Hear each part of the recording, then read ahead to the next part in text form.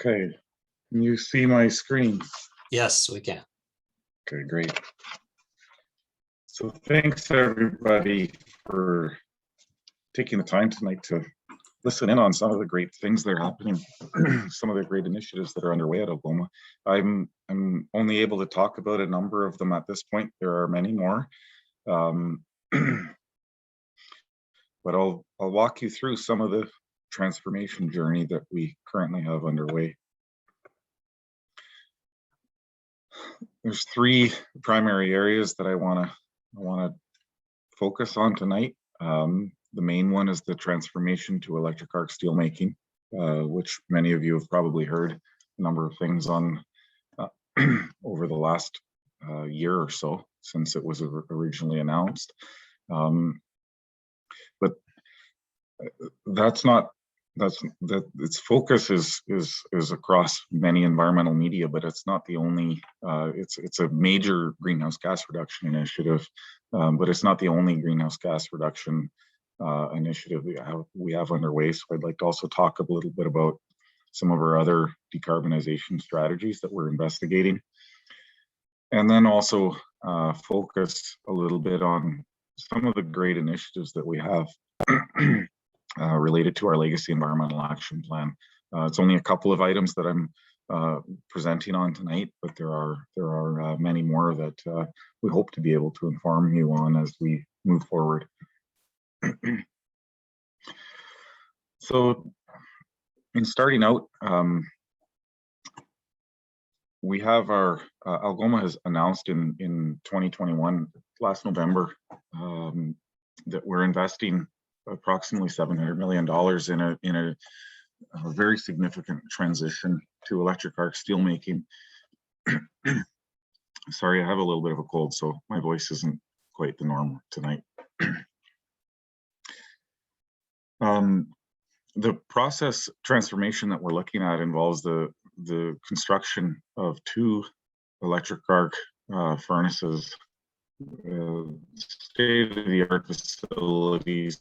Will replace our existing basic oxygen steeling and result in the elimination of our coke making operations and some of the ancillary operations associated with coke making. The diagram that's shown here shows the layout, the layout that we're working on, the installation on right now. It shows the blue is the new buildings that are being constructed. The idea here is that the scrap yard is where the scrap steel is going to be brought into the facility, into the melt shop for the electric arc furnaces, and then once that steel is melted, it'll be transferred into our existing ladle metallurgy processes through a steel aisle extension, and then continue on down to the finishing of the casting and operations in the slab caster and the direct strip mill and finishing associated with that. There will be a few other key facilities that are associated with it. There's a power substation that's going to be built to the south, two very large fume treatment plants or baghouses that will be evacuating gases from the process and cleaning them, and a water treatment plant that is really a non-contact cooling water recirculation system with a small blowdown. As a whole, the electric arc furnace transition positions Algoma really for long-term growth and as a leading steel producer of green steel in North America. It's a complete transformation of our process where we get out of the integrated basic oxygen steelmaking blast furnace coke oven basic oxygen steelmaking operation and transition into an electric arc steelmaking operation where we recycle scrap steel. Plan is for two arc furnaces that will have the capacity to match our downstream finishing capacity, and it will result in a very significant reduction in our environmental footprint. One of the most notable things that is being highlighted is the reduction in greenhouse gas emissions. Approximately 70% of our emissions, our greenhouse gas emissions, will be eliminated from this transition, which is about 3 million tons a year. And that'll position us as one of the lowest carbon intensity steel emitters in North America.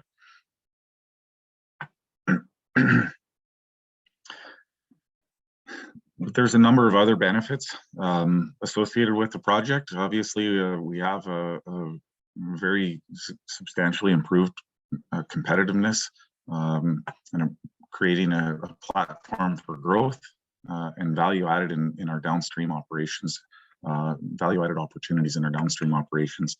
As I mentioned, the alignment with our current rolling and finishing capacity will be increased to what we are currently capable of. From the liquid steel bottleneck that we have right now of approximately 2.8 million tons will be increased to 3.7 million tons, which will match all of our plate and strip finishing, direct finishing, cold mill operations capacity that we currently have. It'll also reduce our sustaining capital requirements for the operation as we transition away from some of the aging infrastructure and create new opportunity to invest in our facility and in new opportunities. There's a scalable operating model here and cost structure. It gives us a lot more flexibility in terms of our production and alignment with market conditions. It'll also reduce our exposure to carbon taxes and other carbon costs in Canada and Ontario as carbon pricing regimes continue to roll out, and even give us an opportunity to enhance some of our product quality and product diversification that we have. From our organization and community perspective, we have the opportunity here to modernize some of our workforce with new skills, development, and succession opportunities, and create apprenticeship and co-op placement opportunities and new, high skill career opportunities. During the construction process, we anticipate approximately 500 new construction jobs in the region. Construction started last fall and is ongoing, and will continue into 2024, as I'll highlight in one of the next slides. From an environmental footprint, which is really the reason why I'm here tonight, is the obvious 3 million ton a year reduction in greenhouse gases, or approximately 70% of our current footprint. But there's a number of other environmental benefits. Highlight is the elimination of our coke making operations, which I'll get into in one of the next slides. And once we complete this transition, not only are we going to become a more financially sustainable producer of steel, an employer in the Soo, but we'll become one of the leading producers of green steel in Canada and amongst the top in North America.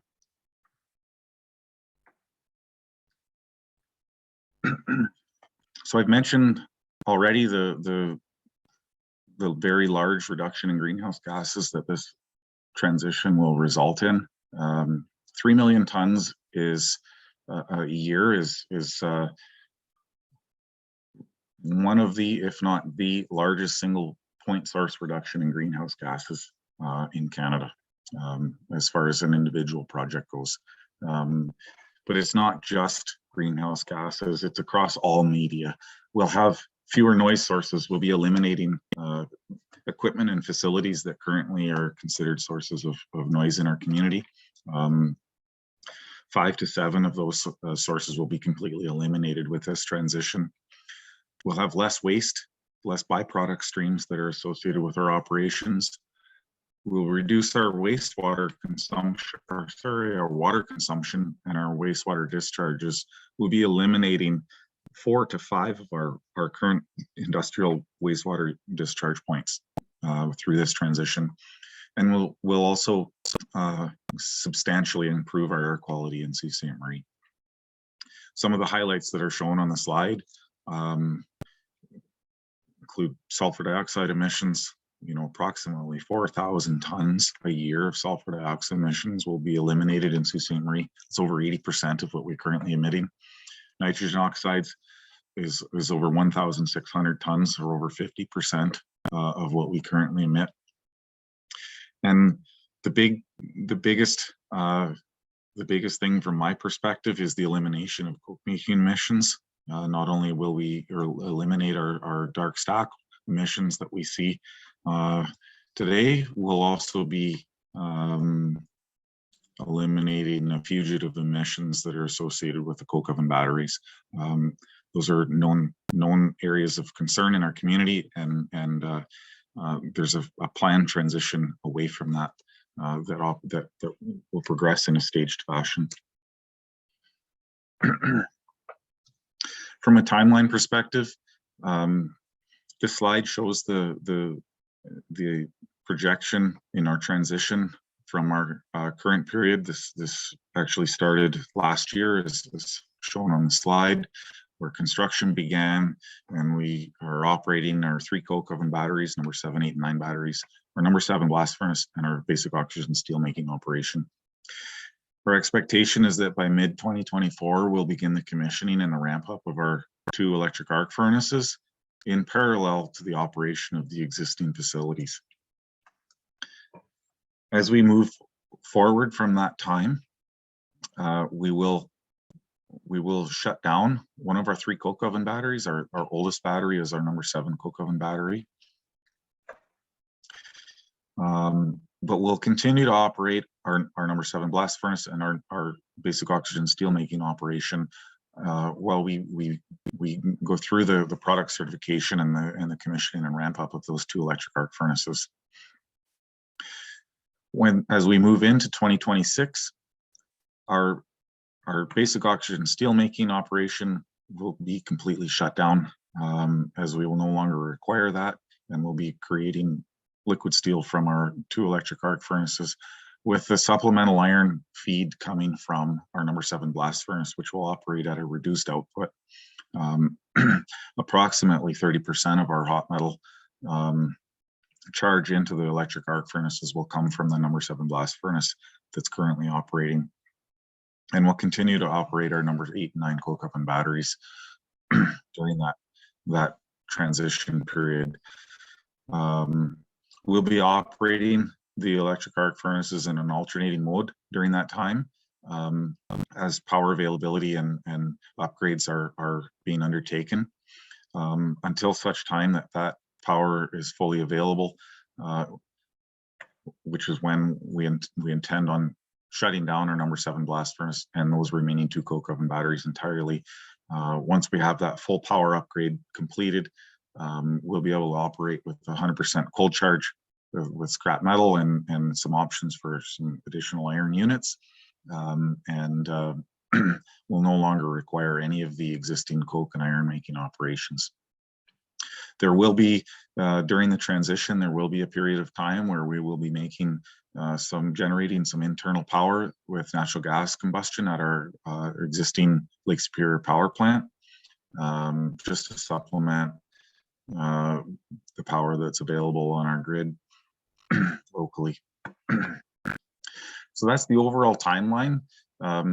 It's a very significant project, a very significant transformation for Algoma, and this work is underway right now, and we have an exceptional team that is working through this transformation with us right now. But that's not all that we have on the table in terms of our decarbonization efforts. We're continuing to look at other opportunities that are available to decarbonize our operations when we look at what our facility will be, how it will operate in a post 2029 period, and we're trying to align with the Canadian steel industry's aspirational goal of achieving net zero greenhouse gas emissions by 2050. As many of you might be aware, the steel industry and globally is responsible for between 7 and 9% of greenhouse gas emissions, and is a very difficult to abate sector. And this transformation is moving us in a large step change direction towards that. Towards the targets that we have set nationally and provincially in Canada, and towards the broader global targets that are being set internationally. So we have a number of other initiatives that we're looking at. We're taking a very collaborative approach, working with other industry peers, our federal and provincial stakeholders, some research associations, and other technology providers, looking at what's the best fit for Algoma in our path to decarbonizing. Some of the things that we're looking at right now are aligning with other Canadian industries, focusing on utilizing forestry biomass that might be available as a fuel substitution alternative. We're looking at further electrification opportunities with the facilities that we anticipate will remain once our transformation is complete. Carbon capture, storage, and utilization is, of course, always on the table. Something that I think all industrial sectors are investigating, and we're also trying to find opportunities for a good fit with hydrogen-based fuel substitutions, as the federal and provincial governments have hydrogen strategies rolled out. We're looking for the best opportunity to align with those.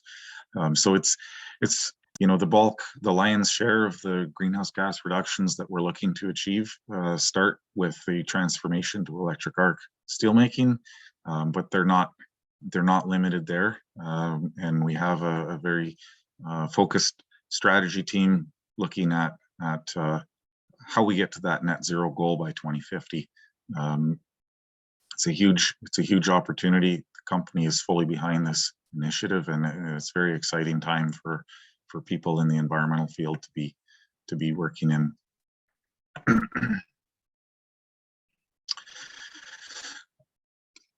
I've got a couple of other slides here on some of the other initiatives. It's by no means comprehensive.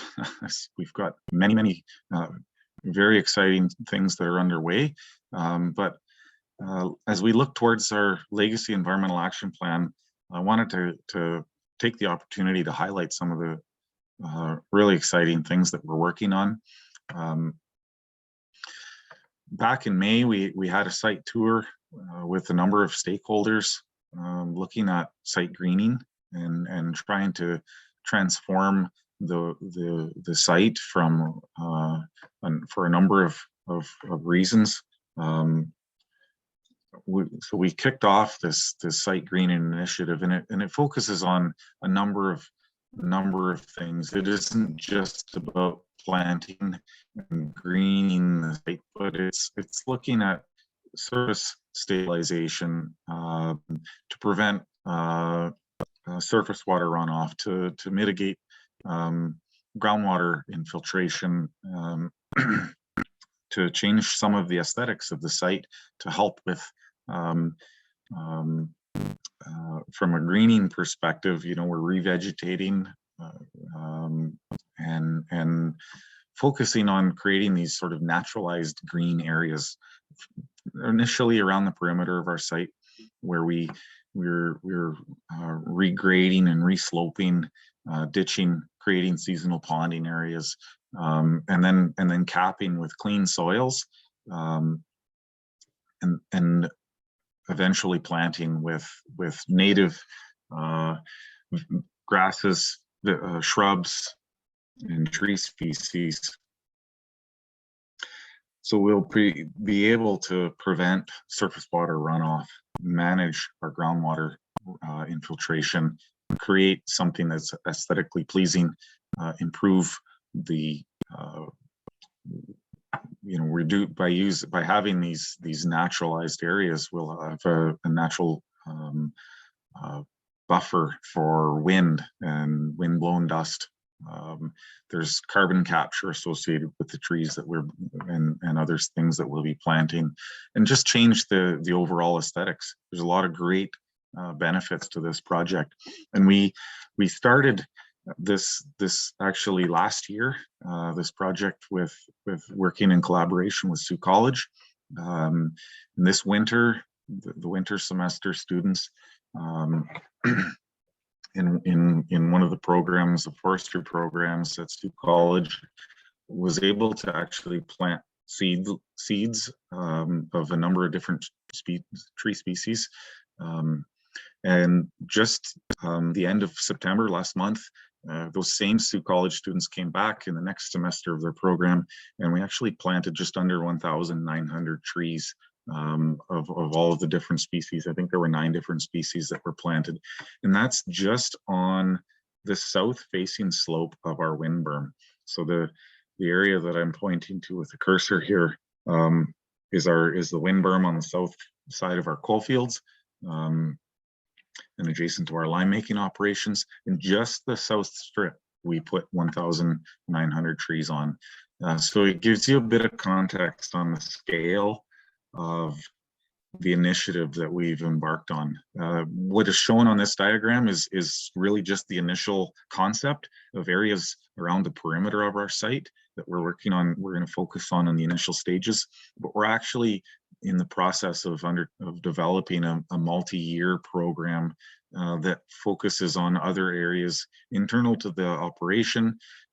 This is only looking at the western portion of our property, and it's not looking at the operating portion of the property, but we actually intend to focus over the next 5 to 10 years across the entire site, and not only the perimeters, but also in some of the interior areas that we see an opportunity to change the landscape and the aesthetics of the site. And so it's a pretty incredible opportunity, and it's being supported by a number of other initiatives. One of them that I like to highlighting here is our shoreline stabilization project that we kicked off this year. Algoma has a significant amount of land that's essentially reclaimed land in the St. Mary's River, that's let's call it reclaimed by slag infilling over the last century plus, and we're looking to install a shoreline stabilization in the form of like a riprap and armor stone around about 4.1 kilometers of our shoreline, and that's going to be used to help support the greening project and protect those new soils, those clean soils, and those vegetation that we're planting from erosion, from surface runoff, but also from the river and Lake Superior winds. The plan that we're working on now is a 4-year plan, approximately 1 kilometer per year, give or take, that we intend on installing this shoreline stabilization. And it will work in conjunction with the site greening. So the idea here is that we'll be installing the shoreline stabilization, and then the site greening work will be completed in parallel to and adjacent to that. So as we work around the perimeter of our site with this, the site greening will also continue. So I think it's hugely transformational, and it's really just the tip of the iceberg in terms of what we're planning on overall with our site, not only in terms of our transformation to electric arc steelmaking, but also to changing the way that we look, changing the way that we do things at Algoma Steel and in Sault Ste. Marie, and really building a path for future long-term green steelmaking in a very sustainable fashion. So those are some of the initiatives. There's many more that I would love to be able to talk to everybody on this call about at some point in the future, as we move forward in our transformation journey. It's a hugely exciting opportunity and time in our transition, and I really look forward to be able to provide updates as these changes continue to develop, and that's all I have at this point for the presentation. I'd be happy to take some questions if there are some. Thanks again to everybody for the opportunity to give a little bit of context here. Feel free to ask some questions. Thank you so much, Fred. This is a really exciting evening to hear of this forward-looking and forward action toward mitigating climate change and putting Sault Ste. Marie as a leader. So I certainly appreciate that. We did have one question in the chat. Are you on the chat, or would you like me to read? I can just try to find it here in a sec. There's just one comment.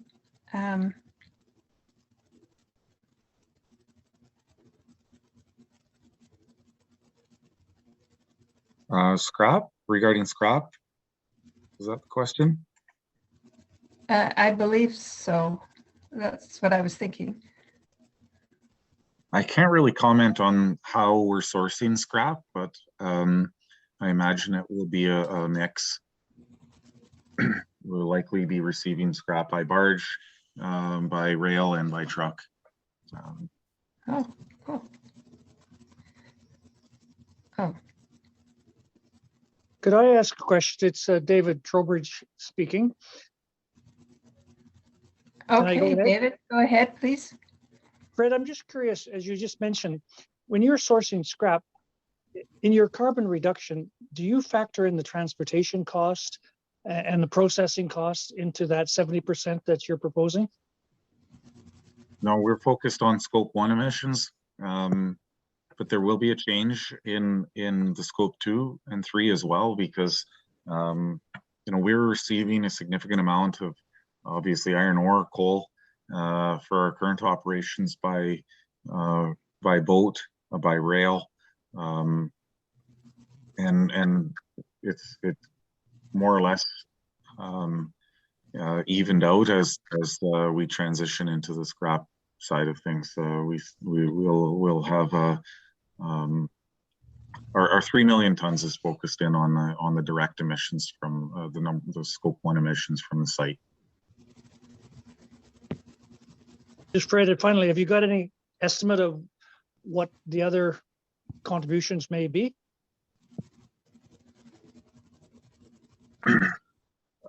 Sorry, greenhouse gas contributions?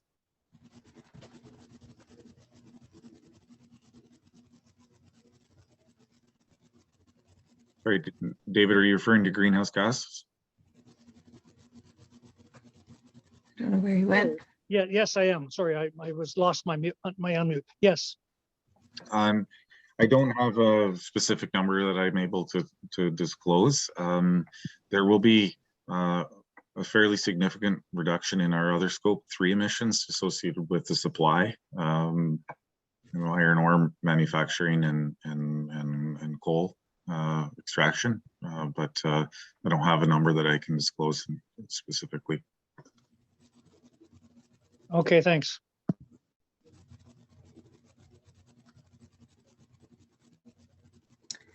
All right, let's get back to our chat. A few more have populated here.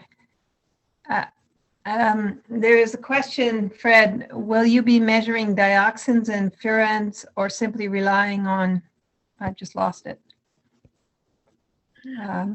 There's a process for monitoring emissions from the process that is intended to be as all facilities in Canada are required to implement source testing that will verify the actual emissions from the facility. We have the next question. Thank you for your presentation. And again, I reiterate, thank you for your presentation. It is definitely a much anticipated and needed step in order to improve the air quality in the city. How does this relate to the steps to address the 20,000 liter oil spill that happened in June? What are those steps and where is the process at? I'm not able to discuss the oil spill that happened in June, as this is a matter that's under investigation right now. I would definitely state that it wasn't a 20,000 liter oil spill. It was estimated that our spill was between 1,000 and 1,250 liters that actually escaped our property. But that's about the extent of what I can disclose at this point in time. Okay, thank you, Fred. I like this comment, relieved and excited to learn about this transition. I never thought I would live long enough to hear green and Algoma in the same sentence. So again, kudos to Algoma Steel for stepping forward and to having Sault Ste. Marie in that step as well. Would you discuss how the 700 million was financed or is being financed? I can't really get into any details about that. There's obviously been some announcements regarding Algoma's public listing and some funding opportunities that were announced last year when Prime Minister Justin Trudeau visited our site to help support the investment. And that's about all I can say at this time. Okay, thank you. This keeps jumping, so I'm sorry. In terms of the century of slag, how does slag become good soil? You spoke of capping. Is there any development of good soil underneath? So we've been able to source some clean soils that are available from other projects locally. For example, the new hockey arenas. There were some new soils, clean soils that were made available from that we're using to cap some of these green areas, that we're planning to green and provide some cleaner soils for vegetation to establish themselves on. We have many initiatives underway looking at our slag right now. But obviously the material, the sort of base layer of our site is composed of slag, and that's it's relatively clean and inert and not non-leaching type of material, and the greening sort of just helps to promote some of the good properties there. It's not soil, the slag that we're talking about, but the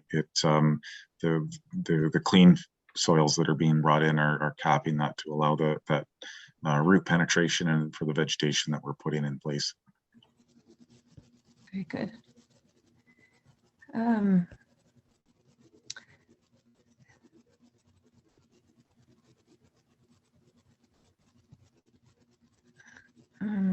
Okay, this is a long comment.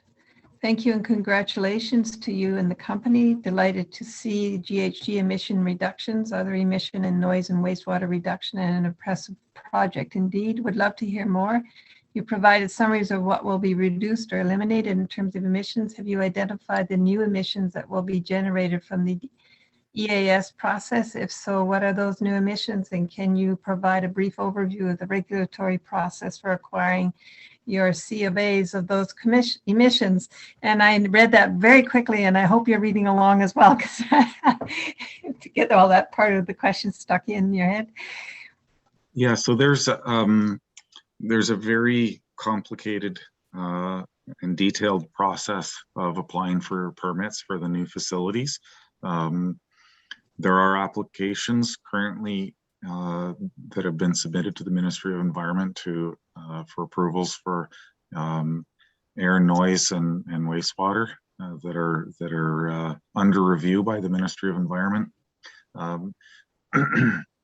There's a substantial amount of information that's been made available on our website regarding our permitting application process, and I encourage anybody in the public to go and read that. That was the intention that we prepared that information, was to provide the answer to that question for people. It's in plain language to try to help people's understanding of the process, because as I said, it is quite complicated. It is very technical, and it is a very lengthy process, whereby we model emissions from our facility, and we are demonstrating a progressive reduction in emissions and discharges from the facility over the course of the transformation. And I'd not only invite everybody to view that on our website.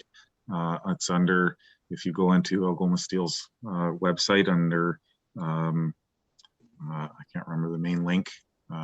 There's a drop-down menu, and environment is one of the links to click on, and you can scroll down and see some of the links that we've provided to those plain language summaries, and there's some detailed information in those as well that summarize some of the application process and the permitting process that is currently under review by the Ministry of Environment. Thank you. That would be a good link to keep or to broadcast as well. The next question may already be answered in what you've just said. Well, the greening and terraforming of the land around Algoma Steel is great. Will there be any work done on removing existing contamination found in the soil? Yeah, there's something that I hope to be able to present more on at a later point. Our Legacy Environmental Action Plan is very broad in focus. We have some work underway to assess whether or not potential contamination may exist, and if it does exist, then the action plan focuses on developing solutions for rehabilitation if that's thought to be necessary. So hope to be able to provide more context on that in the future, but that's definitely a focus of the work that we're looking at right now. Okay, thank you. And our next question, was the motivation to move to an EAF primarily industry-driven by economic opportunity, government GHG targets, or all of the above? I believe. I'm not the person to answer all of those questions, but I would generally say that there's a combination of many of the above, and likely a lot more. Environmental matters definitely had a very significant part to play in that transformation as we sort of shift from sort of the emission, more greenhouse gas emission intensive and dirtier processes towards these new cleaner, greener steel making operations.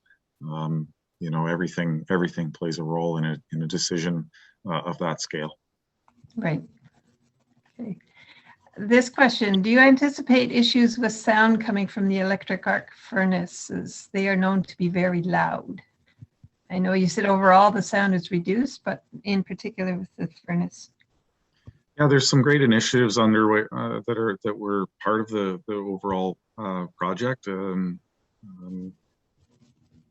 make sure that the noise emissions from this facility were controlled at the source. We don't anticipate any substantial noise coming from the new facilities. Okay, good news. Algoma had an agreement with Noront for a chromium smelting operation. Can you provide any update on that agreement following the purchase of Noront by Wailu and specifically associated GHG emissions? Yeah. I can't provide any update on that. I'm not familiar with those conversations. Okay. Let me see. We just jumped again. Has Algoma Steel finalized its collective agreement with USW Local 225 regarding the electric arc furnace staffing? Again, I'm not part of that. I'm focused on environmental matters, so I can't comment. Okay. And will you discard the decommissioned coke ovens as you transition to the hybrid technology, and where will they end up? It's a good question. I'm not entirely sure at this point in time. Okay. Thank you for your interesting presentation. Do you currently provide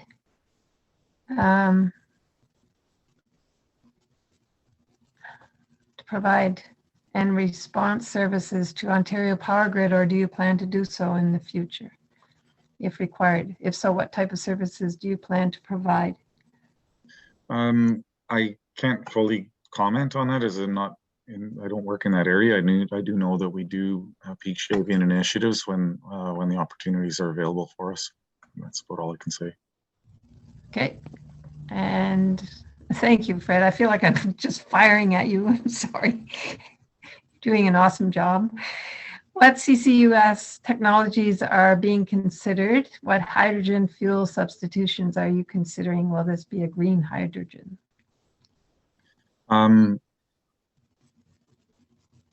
I can't get into the details. Definitely, CCUS is it's. I wouldn't say that anything is off the table. We're looking at everything, at options that are available to us. Every facility, industrial facility that's looking towards decarbonization has a number of different approaches that they can take, and they're often geography sort of focused. We are sitting on the Canadian Shield, and we don't have necessarily the opportunity for underground storage of carbon locally, but it could be transported, or we could look at carbon capture on other byproduct materials, transportation to other areas. So it's all on the table that we're looking at.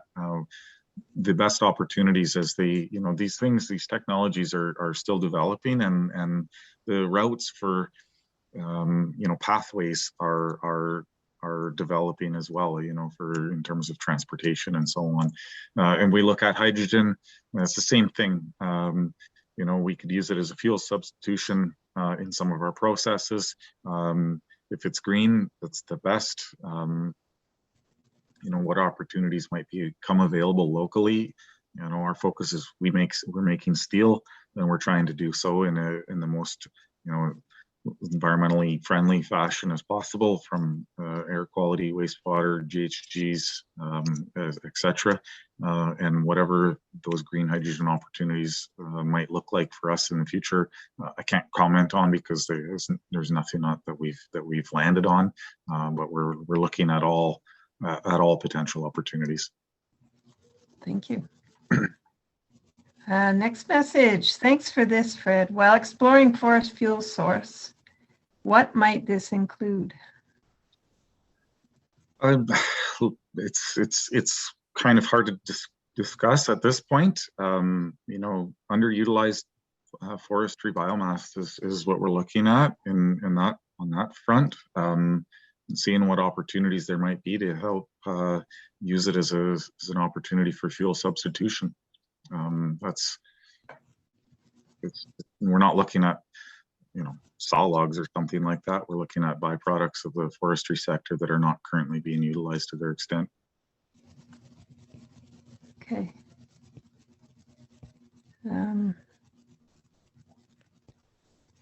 Somebody said I missed some questions.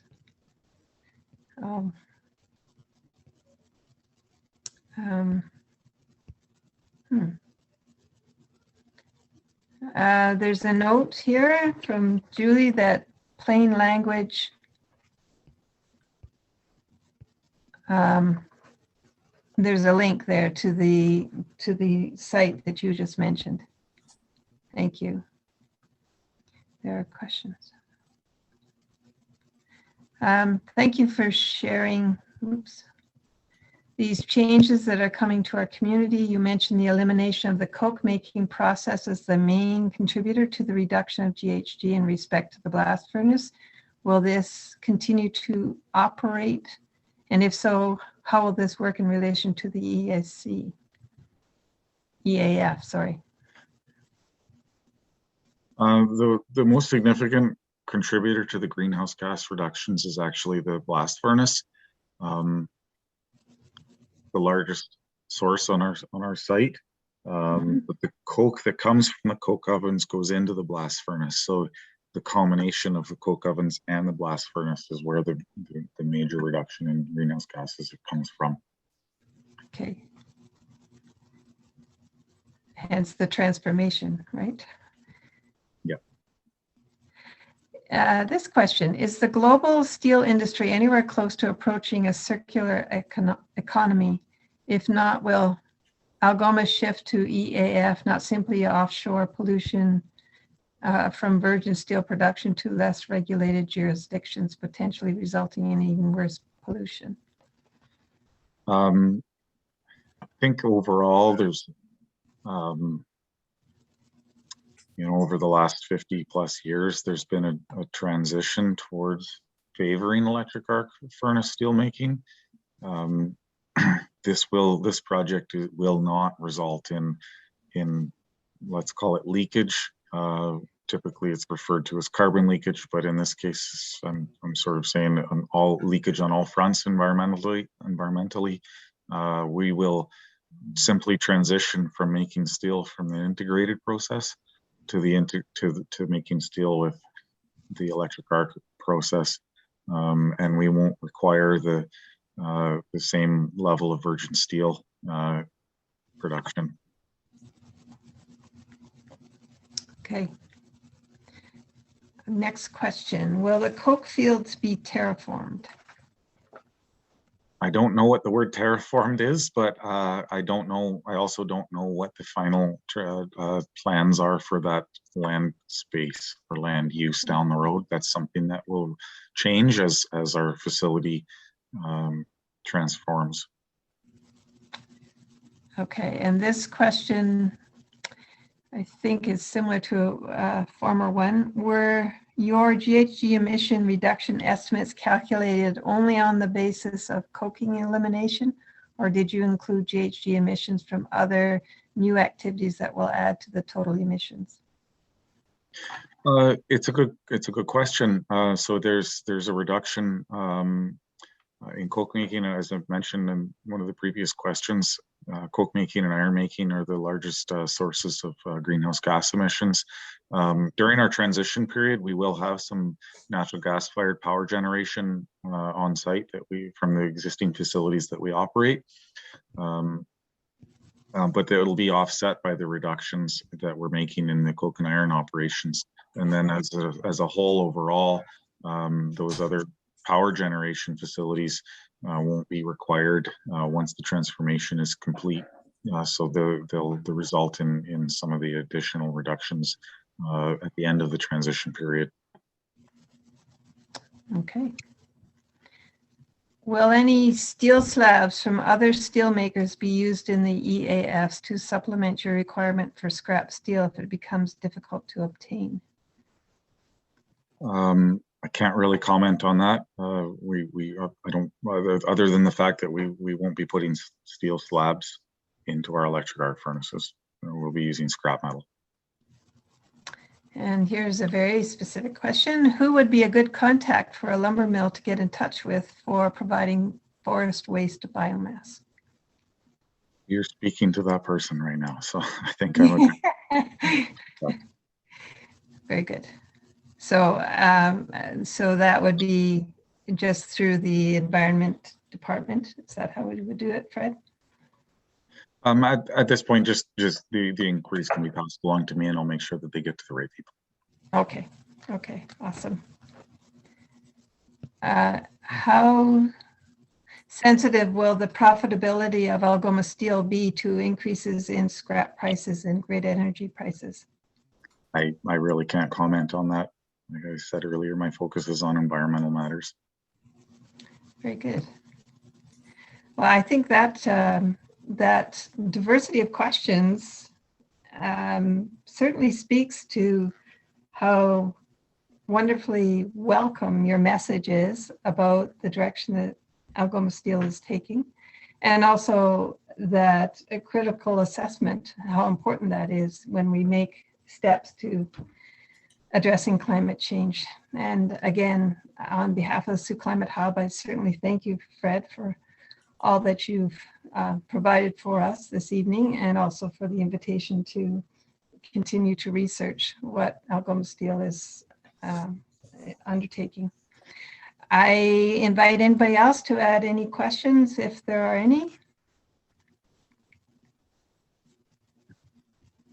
Oh, okay. Oh my. You noted 1,900 trees planted with potential for more. It sounds like many more. 2,000 trees would be about 10 tons of carbon emissions offset. For comparison, can you tell us how many tons of emissions the new EAS process will emit overall? At this point, the transition, we're approximately 4 million tons a year. We expect that the transformation will bring us down to approximately 1 million tons a year. And that'll be a mix of the existing facilities that we have, our direct strip mill, our plate and strip mill, our cold mill operations, building, heating, and so on. And that's what we're focusing on, looking at the alternative decarbonization pathways.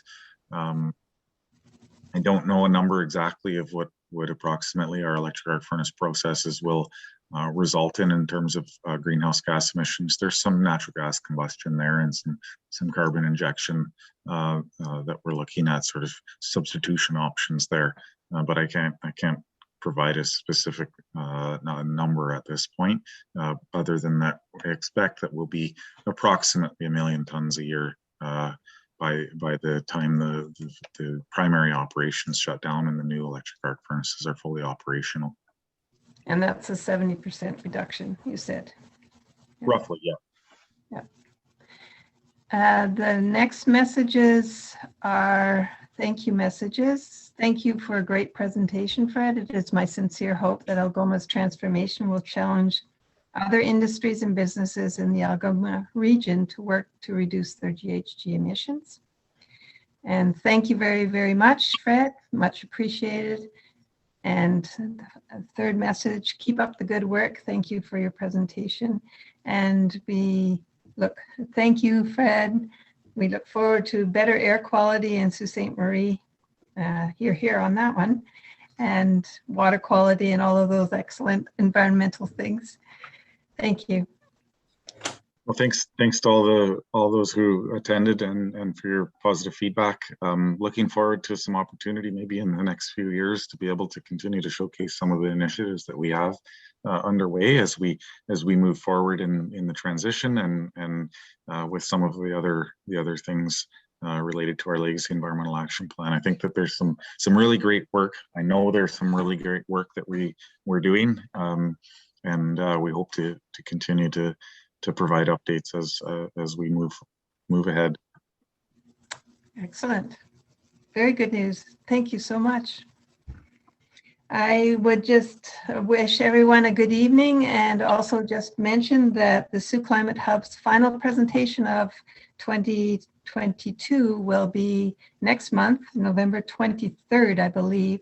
It will be, I said it, now I've forgotten. I've lost. On active transportation.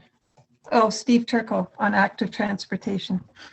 So thank you everyone for your presence and for listening. And thank you, Fred, again for a wonderful message. Good night. Take care. You're very welcome.